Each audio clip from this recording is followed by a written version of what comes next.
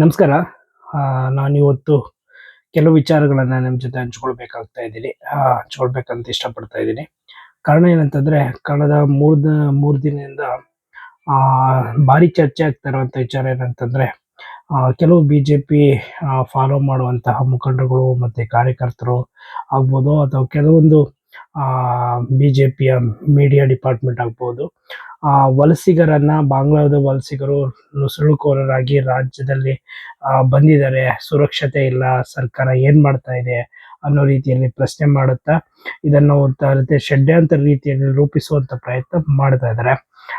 ಇವತ್ತು ನಾನು ಇದಕ್ಕೆ ಪ್ರಶ್ನೆ ಮಾಡ್ತಾ ಇರುವಂತಹ ಇದಕ್ಕೆ ವಿಚಾರ ಬಗ್ಗೆ ಮಾತಾಡ್ಬೇಕಾಗ್ತಾ ಇರೋದು ಏನಂತಂದ್ರೆ, ಇವತ್ತು BBMP ಎಲೆಕ್ಷನ್ ಈಗಾಗಲೇ ಮೀಸಲಾತಿ ಕ್ಷೇತ್ರಗಳನ್ನ ಮತ್ತೆ ಯಾವ್ಯಾವ ಕ್ಷೇತ್ರದಲ್ಲಿ ಒಂದು ರೀತಿಯಾದಂತಹ ಅನೌನ್ಸ್ ಆಗಿರುವಂತಹ ಉದ್ದೇಶದಿಂದ ಹತ್ರ ಬಂದಿರೋದ್ರಿಂದ ಇವತ್ತು ಬಿಜೆಪಿ ನಾಯಕರುಗಳು ಅಥವಾ ಇದನ್ನ ಯಾಕೆ ಪ್ರಶ್ನೆ ಎತ್ತುತ್ತಾ ಇದ್ದಾರೆ, ಬಾಂಗ್ಲಾದೇಶದ ವಲಸಿಗರು ಒಂದು ರಾಜ್ಯದಲ್ಲಿ ಬೆಂಗಳೂರು ಪಟ್ಟಣದಲ್ಲಿ ಬಂದಿದ್ದಾರೆ ಅನ್ನೋ ರೀತಿಯಲ್ಲಿ ಪ್ರಶ್ನೆ ಮಾಡ್ತಾ ಇದ್ದಾರೆ. ಇವತ್ತು ನಾವು ಪ್ರಶ್ನೆ ಮಾಡ್ತಾ ಇರೋದಂದ್ರೆ, ಕೇಂದ್ರ ಸರ್ಕಾರ ಏನ್ ಮಾಡ್ತಾ ಇದೆ, ಬೇರೆ ದೇಶದ ಪ್ರಜೆಗಳು ರಾಜ್ಯದೊಳಗಡೆ ಅಥವಾ ದೇಶದೊಳಗಡೆ ಬಂದಿದ್ದಾರೆ ಅಂತಂದ್ರೆ ವಿದೇಶ ಸಚಿವರು, ಕೇಂದ್ರದ ವಿದೇಶ ಸಚಿವರು ಏನ್ ಮಾಡ್ತಾ ಇದ್ದಾರೆ, ಯಾಕಿದನ್ನ ಏರ್ಪೋರ್ಟ್ಗಳಲ್ಲಾಗ್ಬೋದು, ಅವ್ರು ಪಡ್ಕೊಳ್ಳುವಂತಹ ರಾಜ್ಯದೊಳಗೆ ದೇಶದೊಳಗೆ ಬರ್ತಾ ಇದ್ದಾರೆ, ಯಾವ ಒಂದು ಇದ್ರಲ್ಲಿ ಬರ್ತಾ ಇದ್ದಾರೆ, ಯಾವ ಒಂದು ಪರ್ಪಸ್ ಮೇಲೆ ಬಂದಿದ್ದಾರೆ ಅನ್ನೋದನ್ನ ಯಾಕೆ ಕೇಂದ್ರ ಸರ್ಕಾರ ಸುಮ್ಮನೆ ಇದೆ ಅನ್ನೋದನ್ನ ಪ್ರಶ್ನೆ ಮಾಡ್ಬೇಕಾಗ್ತದೆ. ಮತ್ತೆ ಎರಡು ವಿಚಾರ ಏನಂತಂದ್ರೆ, ಇವತ್ತು ಬಿಜೆಪಿ ಪಕ್ಷ ಮತ್ತೆ ಕೇಂದ್ರದ ಚುನಾವಣೆಗೆ ಇಂಥದಕ್ಕೆ ಅವಕಾಶ ಕೊಡ್ತಾ ಇದೆಯಾ? ಯಾಕಂದ್ರೆ BBMP ಎಲೆಕ್ಷನ್ ಗ್ರೇಟರ್ ಬೆಂಗಳೂರು ಅಥಾರಿಟಿಯಲ್ಲಿ ಚುನಾವಣೆ ನಡೀತಾ ಇರೋದ್ರಿಂದ ಇವತ್ತು ಇಂಥ ಸಂದರ್ಭದಲ್ಲಿ ಬಿಜೆಪಿ ನಾಯಕರು ಎಲ್ಲಿ ಗೆಲ್ಲುವಂತ ಸಾಧ್ಯತೆ ಇರುತ್ತೋ ಅಲ್ಲಿ ಓಟುಗಳನ್ನು ಹೆಚ್ಚಿಸುವಂತ ಕೆಲಸ, ಬೇರೆ ಓಟುಗಳನ್ನ ಕ್ರಿಯೇಟ್ ಮಾಡುವಂತ ಕೆಲಸ ಇನ್ನೊಂದು 2-3 ತಿಂಗಳಲ್ಲಿ ಮಾಡುವಂತ ಪ್ರಯತ್ನ ಮಾಡ್ತಾ ಇದೆಯಾ? ಅದಕ್ಕೋಸ್ಕರ ಈಗ ವಲಸಿಗರು ಬಾಂಗ್ಲಾದೇಶದ ವಲಸಿಗರ ರಾಜ್ಯದಲ್ಲಿ ನುಸುಳುವಂತ ರೀತಿಯಲ್ಲಿ ವ್ಯವಸ್ಥೆಯನ್ನ ಬಿಜೆಪಿ ಪಕ್ಷ ಅಥವಾ ಬಿಜೆಪಿ ಸರ್ಕಾರ ಮಾಡ್ತಾ ಇದೆಯಾ ಅನ್ನೋದನ್ನ ಇವತ್ತು ನಾವು ಪ್ರಶ್ನೆ ಮಾಡ್ಬೇಕಾಗ್ತಾ ಇದೆ.